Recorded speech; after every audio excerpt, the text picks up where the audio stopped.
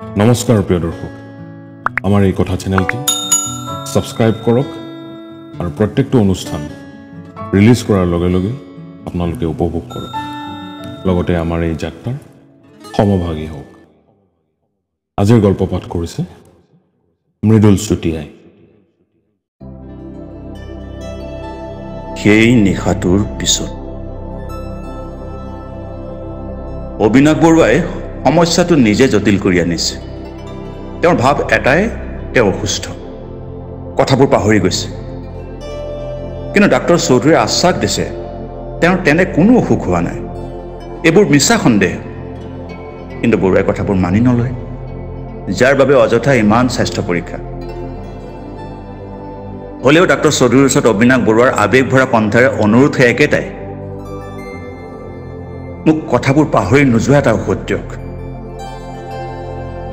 Doctor চৌধুৰীয়ে বৰুৱাক প্ৰত্যয় যোৱাকৈ কথাবোৰ বুজাই দিবৰ বাবে সাজু হৈ প্ৰশ্ন কৰিলে আজি কেই তাৰিখ বৰুৱাই টপৰাই উত্তৰ দিলে 11 এতিয়া কেইটা বাজিছে 5টা আচ্ছা আপোনাক মোৰ প্ৰথম প্ৰেছক্ৰিপশ্যনখনৰ 2 নম্বৰৰ দৰৱৰ কেপচুল এটা যে আজি লগত লৈ আনিবলৈ কৈছিলোঁ বৰুৱাই মুহূৰ্ততে জেপৰ পৰা নিৰ্দিষ্ট কেপচুলটো উলিয়াই এয়া লৈ আনিছোঁ বুলি গৌৰৱেৰে আগুৱাই দিলে লগে লগে ডাক্তৰ চৌধুৰী এটা মিঠা হাঁহি মাৰি বৰুৱাক ক'লে চাওক বৰুৱা সেইদিনা মই আপোনাক আজি 11 তাৰিখৰ 5টা বজাত এই কেপচুলটো লৈ মাতিছিলোঁ এয়া আপুনি সেই 3টা কথাৰ এটাও ভুল নকৰি মোৰ সন্মুখত এতিয়া হাজিৰ ইয়াৰ পিছত আপুনি নিজেই ভাবকচোন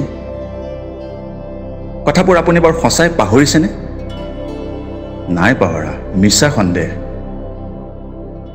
ডাক্তৰ চৌধুৰীৰ মুখৰ হাঁহিটোৰ তালত তাল মিলাই বৰুৱাই ডাক্তৰ চৌধুৰীৰ কথাখিনি বিশ্বাস কৰাৰ প্ৰমাণ এটা দি ওলাই আহিল নিশাৰ আহাৰ খাই বৰুৱাই আগফালৰ লনত থকা চকীখনত বহিলে আকাশত হালধি জোনাক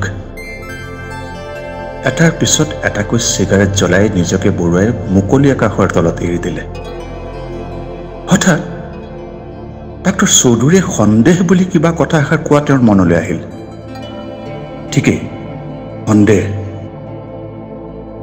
এক মাৰাত্মক বীজাণু মাৰাত্মক এই সন্দেহৰ ওপৰত ক'ৰবাত তেওঁ কিবা এটা পঢ়িছিল নে শুনিছিলেই মুঠৰ ওপৰত তেওঁৰ ৰিণিকি মনত আছে যে বহুত মানুহে সন্দেহত পৰি নিজৰ জীৱন সংগীৰ ওপৰতো চোৰাংচোৱাগিৰি চলায় বাকচ হেণ্ডবেগ আদিত কল্পিত প্ৰেমিকৰ চিঠি বিচাৰি ফুৰে কাপোৰ কানিত সহবাসৰ চিন বিচাৰি চলাথ কৰে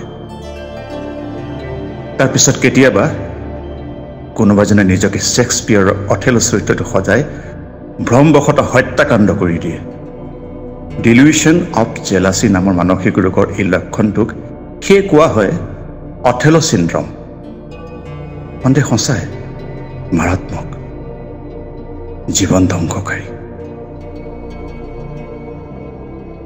অবিনাশ বৰুৱাই এনে সুন্দৰ আত্মালাপত বিভোৰ হৈ থাকোঁতেই হঠাৎ তেওঁ নিজকে অধিক সজাগ কৰি তুলিলে মনলৈ নিমিষতে নামি আহিল সেই একেই অদ্ভুত চিন্তাটো তেওঁ অতঃপৰ ভাবি থকা এই কথাবোৰ তেওঁ যে ডাক্তৰ চৌধুৰীৰ ওচৰলৈ আকৌ গৈছিল তেওঁ যে নিজকে কথা পাহৰি যোৱা এজন ৰোগী বুলি ভাবে এইবোৰ ঘটনা তেওঁৰ জীৱনত সঁচাই ঘটিছিল নে কথাবোৰ তেওঁ এনেই ভাবি আছে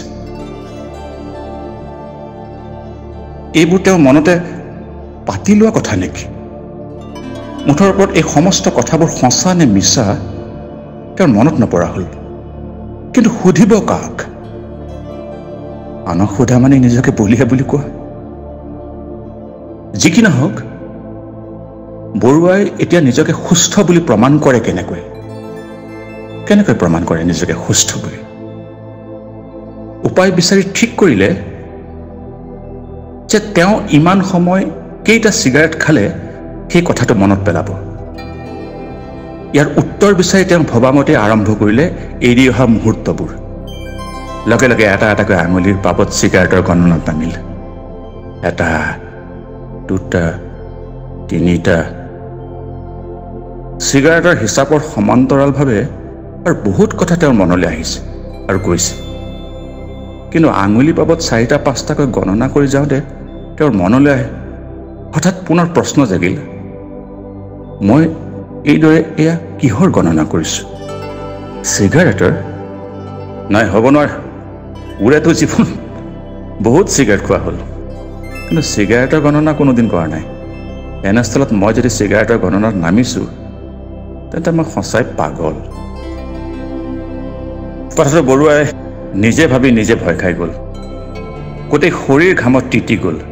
অৱশেষত নিজৰ সন্তুষ্টিৰ কাৰণে তেওঁ নিজে নিজকে বুজাবলৈ চেষ্টা কৰিলে, আচলতে চিগাৰেটৰ গণনা কৰি মই কিমান সময় ইয়াত বহিলোঁ তাৰ এটা হিচাপ উলিয়াই ডাক্তৰ চৌধুৰীৰ ওচৰলৈ যোৱা সময়কণ স্থিৰ কৰি মই তেওঁৰ ওচৰলৈ যোৱাটো সঁচা নে মিছা সেইটোহে উলিয়াব বিচাৰিছোঁ। অৱশ্যে ভুল তাতেই হ'ল। 5-6টা চিগাৰেট মন গ'লে আধা ঘণ্টাতে খাব পাৰি, এঘণ্টাতো খাব পাৰি। নিজৰ ওপৰত নিজে এটা চিন্তা জাপি লৈ অবিনাশ বৰুৱা নিজৰ কোঠালৈ সোমাই গ'ল। অবিনাশ বৰুৱাৰ এনে এটা সমস্যাৰ মূল কাৰণটো আৰম্ভ হ'ল তেওঁৰ পৰিবাৰ অমানিশাৰ পৰাই। আগতেও অমানিশা মাকৰ ঘৰলৈ যায়। অৱশ্যে যোৱাৰ সময়ত তেওঁ কিমান দিন থাকিব, কেতিয়া আহিব, নথকা কেইদিনত বৰুৱাই কি কি কৰিব, কি কি নকৰিব, এখন দীঘলীয়া কথাৰ তালিকা যোৱাৰ এদিনৰ আগৰ পৰা আৰম্ভ কৰি যাবৰ সময়ত গাড়ীত উঠি গাড়ী চলাৰ মুহূৰ্তলৈকে মুঠৰ ওপৰত গ্লাছৰ ফাঁকেৰে মূৰ উলিয়াই হ'লেও থাকি যোৱা কথাষাৰি কৈহে বিদায় লয়। কিন্তু এইবাৰ যাত্ৰাটো একেবাৰে আকস্মিক, একেবাৰে আচম্বিক। কোনো কথা নাই, কোনো পৰামৰ্শ নাই, মাত্ৰ ড্ৰাইভাৰ মাতিছে, বেগত কাপোৰ ভৰাইছে, গুচি গৈছে। এনে এটা পৰিস্থিতি হোৱাৰো এটা কাৰণ আছে। অবিনাশ বৰুৱাই মাজে মাজে পাৰ্টি এটেণ্ড কৰে। সহবন্ধুৰ সৈতে আড্ডা মাৰি 2 পেক ড্ৰিংকছ কৰি এটা ফৰকাল মনলৈ ঘৰ সোমায়। কিন্তু অমানিশাৰ লগত সৃষ্টি হোৱা সেই পৰিস্থিতিটোৰ দিনা বৰুৱা আনদিনাৰ দৰেই সেইদিনাও অৰুণাভ চক্ৰৱৰ্তীৰ কোৱাৰ্টাৰলৈ ওলাই গৈছিল। কোৱাৰ্টাৰৰ ক্ষীণ নীলাভ পোহৰত গোট খোৱা বন্ধুকেইজনৰ হাতৰ গিলাচে গিলাচক স্পৰ্শ কৰি আৰম্ভ হৈছিল চিয়াৰ্ছ। লাহে লাহে তেওঁলোকৰ মনবোৰ পাখি মেলি উৰিবলৈ ধৰিলে। কথাবোৰ গভীৰৰ পৰা গভীৰতালৈ যাত্ৰা কৰিলে। সেই সময়ত তেওঁলোকৰ দুচকুত যেন লণ্ডন, পেৰিছৰ নিশাৰ আকাশখনহে আহি অৰুণাভ চক্ৰৱৰ্তীৰ সেই কোঠাটোৰ চিলিঙত ওলমি আছে। আনদিনাতকৈ এই নিশাৰ আড্ডাটো বেছি জমি উঠিছিল অৰুণাভৰ নতুন প্ৰমোচনৰ খবৰটোত। লাহে লাহে অবিনাশ নিজৰ নিয়ন্ত্ৰণৰ বাহিৰলৈ গ'ল। নিয়ন্ত্ৰণ হেৰুৱাৰ আশংকা কৰি আনৰ দৃষ্টিত নপৰাকৈ অবিনাশ ঘৰ পালেহি। তাৰ পিছতে আৰম্ভ হ'ল সেই ঘটনাটো। ঘটনাটো হুবহু এতিয়া অবিনাশ বৰুৱাৰ মনত নাই। অমানিশাৰ লগত কি কথাত তেনে এক উত্তপ্ত পৰিস্থিতিৰ সৃষ্টি হ'ল সেই কথাও মনত নাই। মাত্ৰ মনত আছে তেওঁ প্ৰয়োজনতকৈ অমানিশাক বেছি গালি পাৰিছিল। পুৰুষত্ব দেখুৱাবলৈ গৈ গালিবোৰ অশ্লীল হৈ পৰিছিল। কথাবোৰ কেৱল সীমানতে শেষ হোৱা হ'লে ভালেই আছিল, কিন্তু তাতোতকৈ বহুত বেছি আগুৱাই গৈ এটা নতুন ভুল কৰি পেলালে। অমানিশাই মুখে মুখে দিয়া প্ৰত্যুত্তৰত অবিনাশ বৰুৱা খঙত অগ্নিশৰ্মা হৈ অমানিশাক মাজনিশা গতিয়াই উলিয়াই দিলে নিজৰ কোঠাৰ পৰা।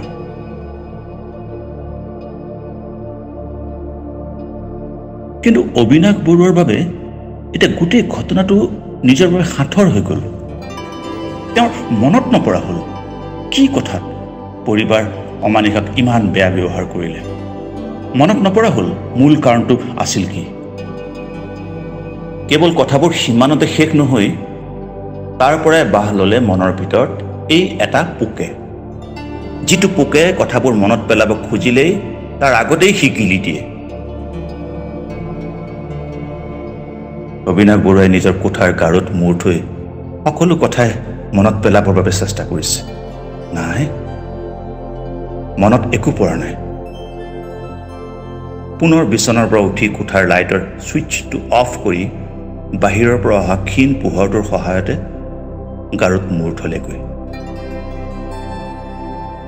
চকুৰ পৰা পাৱাৰফুল চশমাযোৰ খুলি কাষৰ টেবুলখনত থলে। এই অৱস্থাত বৰুৱাই মাত্ৰ পোহৰৰ অনুভৱটোহে কৰিব পাৰে, স্পষ্ট একো দেখা নাপায়। হঠাৎ তেওঁৰ মনৰ মাজত আকৌ সেই একেটা ভাৱৰে উদয় হ'ল। অতঃপৰ তেওঁ ভাবি থকা কথাবোৰ সঁচাই তেওঁৰ জীৱনত ঘটিছিল জানো, নে তেনে এটা কাহিনী তেওঁ এনেই ভাবিহে আছে?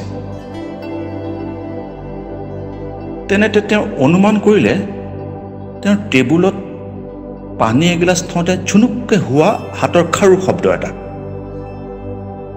এই শব্দটোৱে হঠাৎ তেওঁক সচেতন কৰি নিজেই নিজৰ ওপৰত খং কৰিলে। এই যে কথাবোৰ মই ভাবি আছোঁ, সকলো দেখোন ঠিকেই আছে। এয়া আনদিনাৰ দৰে এই অমানিশাই টেবুলত আনি পানীও থলেহি।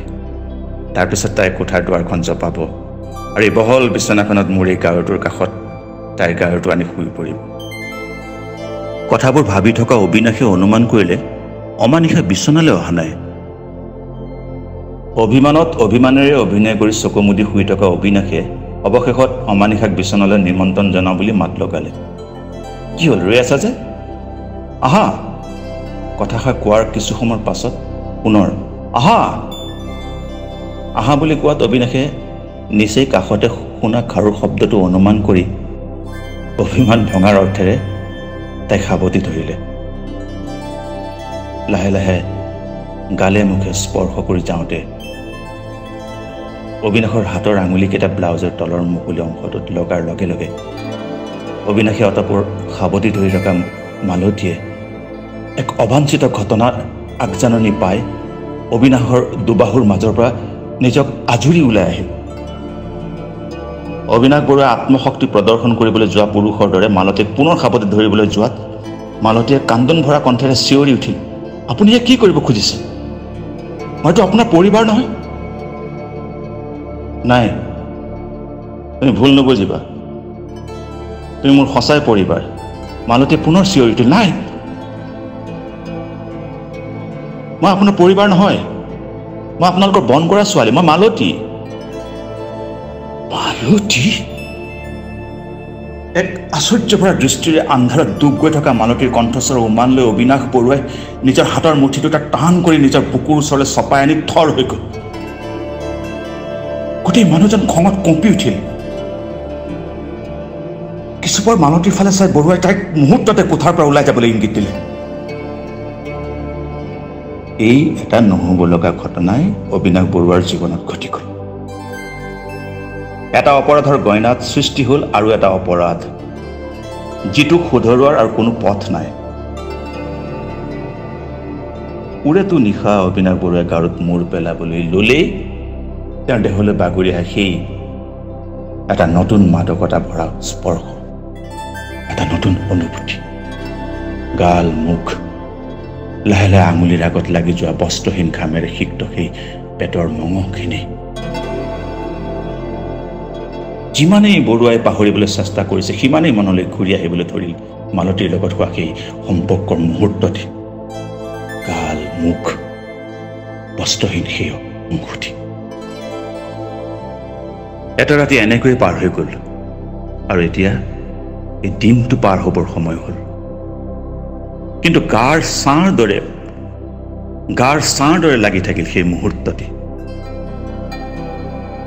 ডাক্তৰ চৌধুৰীয়ে দিয়া দৰৱখিনিও দিনটোত খোৱা বন্ধ কৰি দিছে। নাই, তথাপিও ঘটনাটো অবিনাশে পাহৰি যাব পৰা নাই। যিমানেই পাহৰি যাবলৈ চেষ্টা কৰিছে সিমানেই সি মনৰ কাষলৈ চাপি আহিছে। অৱশেষত অবিনাশ বৰুৱাই ইয়াৰ পৰা উদ্ধাৰৰ উপায় বিচাৰি পুনৰ ডাক্তৰ চৌধুৰীৰ ওচৰলৈ অহাৰ সিদ্ধান্ত ল'লে। এইবাৰ অবিনাশ বৰুৱাৰ ডাক্তৰ চৌধুৰীৰ ওচৰত অনুৰোধ এটাই হ'ব, সি হ'ল মোক কথাবোৰ পাহৰি যোৱা এটা ঔষধ লাগে। কথাবোৰ পাহৰি যোৱা।